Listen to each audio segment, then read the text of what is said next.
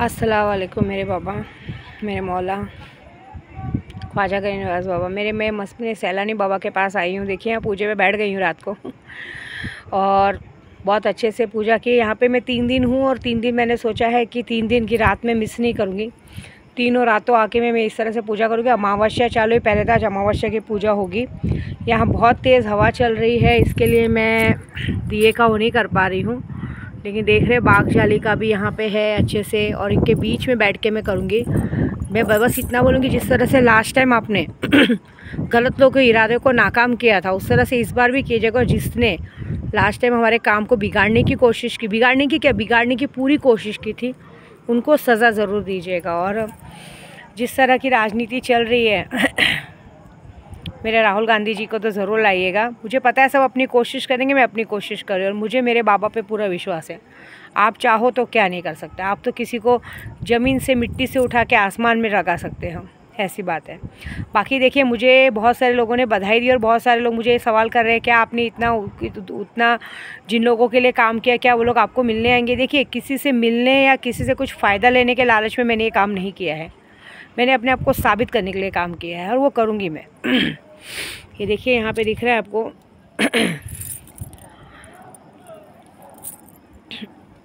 यहाँ पे ये दिख रहा है, मैंने पानी रखा है, इत्र रखा है, ये दिया है। अब ये बुझ गया है क्योंकि हवा बहुत चल रही है।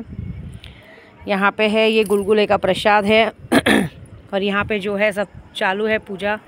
हवा दिख रही होगी आपको, बहुत ज़ोरदार हवा चल रही है। कल बहुत बारिश हुई थी और बहुत शोरों शोरों से बारिश हुई थी। बस मैं अपने बाबा से यही कहूँगी जियारत करते हुए कि बाबा, मेरी मुँह की लाली जिस तरह से आपने रखी है, बहुत बहुत शुक्रिया, बहुत बहुत शुक्रिया। आपने तो वो कर दिखाया जो कोई नहीं किया है। आपने तो मेरे पे बहुत एहसान किए, कितने एहसान बताऊँ, आप वो कम है। 4 साल से औरत पेट लेके घूम रही थी, आपने वो ठीक किया। हाँ, इस बात का दुख ज़रूर है कि मेरे बच्चा तो था मेरे पेट में, लेकिन किसी ने, कहते हैं ना, जादू करनी, पूजा पाठ करके उसको हटाया। उसको उसकी किए की पूरी सज़ा देना। मैंने हमेशा एक बात देखा है कि हर एक इंसान है ना, अपने आप को साबित करने के लिए, भले उसे थूका हुआ चाटना क्यों ना पड़े, अपनी झूठी इज्जत के लिए कुछ भी करना पड़े, वो क्यों ना करते हैं। मैंने 50 बार लोगों को सज़ा दी, सब कुछ, लेकिन सबको समझ में नहीं आता है। मेरे साथ साथ और लोगों की भी ज़िंदगी बर्बाद करने को देखते हैं। अभी एक बंदे हैं जिनको मुझे बताने कि जिस तरह से लोग मेरे पीछे पड़े, भाई वैसे तेरे पीछे भी पड़े हैं और उसका पॉलिटिक्स में बहुत अच्छा है, पुलिस स्टेशन में भी बहुत अच्छा दबदबा है। उसको मुझे बताना है किसी मेरे घर के पीछे नहीं पड़े, मेरे परिवार के बच्चों के पीछे नहीं पड़ा गया, तेरा भी घर पूरी तरह से तोड़ने के पीछे पड़ा गया है। लोगों को बातें सिखाई जा रही है और वो आदमी इतना ख़तरनाक है ना कि मुझे पता है जब उसे बात पता चलेगी ना, तो भले इंसान अपना मोबाइल ब्लास्ट कर दे, मोबाइल के सारे, पता है, मोबाइल को पूरा डेटा उड़ा दे, कुछ भी कर ले, लेकिन जब उस आदमी के हाथ में बात आएगी तो ये बात याद रखना कि वो नंगा करके दौड़ा के सब जगह पे मारेगा। वो किसी की नहीं सुनेगा, इतना पागल आदमी है। और जिसने जिसने इस काम में उन लोग का साथ दिया रहेगा ना, गलत लोगों का, उनको तो वो, कहते हैं ना, दिन दहाड़े कोठे पे बिठवा देगा। लोगों को ऐसे, मतलब कहते हैं ना, इस तरह से लोगों के साथ कर रखाएगा ना कि इंसान भूल जाएंगे कि क्या है।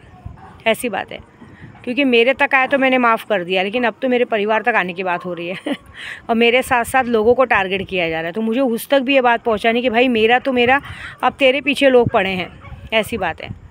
तो कोई बात नहीं, मेरे बाबा बैठे ना, ये लाज बचाने बैठे हैं और ऐसी बजाने ना उन लोगों की पता चलेगा, क्योंकि इन लोगों को कैसा, सबको बेशर्मी है। सामने वाला कैसे परेशान हो, सामने वाला कैसे तकलीफ़ में है, सामने वाले के घर में कैसे दुख तकलीफ़ हो, इनको उनसे मतलब, इन लोगों को सिर्फ अपने आप से मतलब है।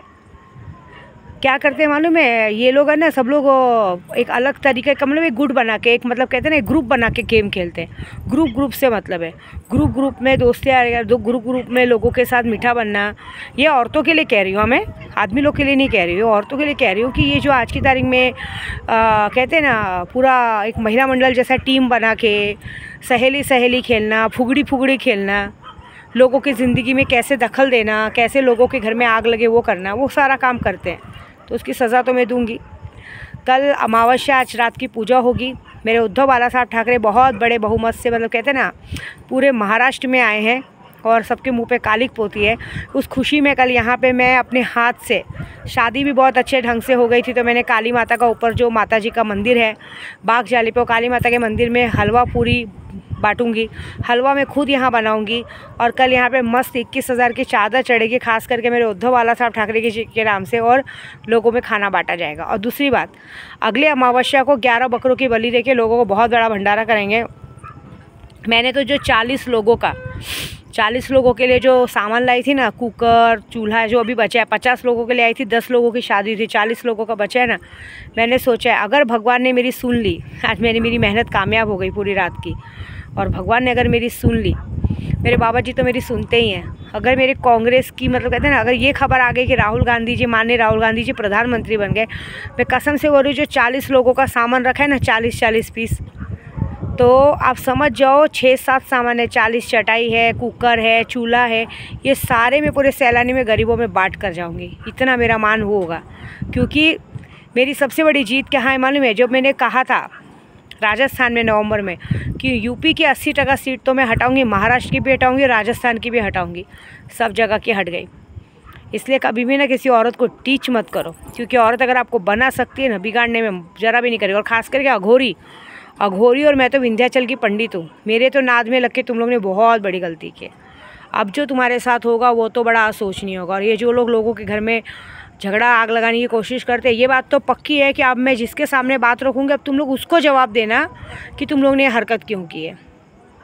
नंबर 1 बनो, नंबर 2 बनो, नंबर 3 बनो, नंबर 4 बनो, किसी भी नंबर पे रहो। नंबर से मतलब नहीं होता है, काम से मतलब होता है। जब मुसीबत पड़ती है तो इंसान काम आते हैं, नंबर्स काम नहीं आते हैं, याद रखना। और अब तुम्हारे साथ जो होगा वो बस मैं नहीं, ये डिसाइड करेंगे, अगर ये बैठे हैं तो। अब बाकी तो मेरे जिन्नात डिसाइड करेंगे। मज़ा देखो क्या होता है। जय माता दी।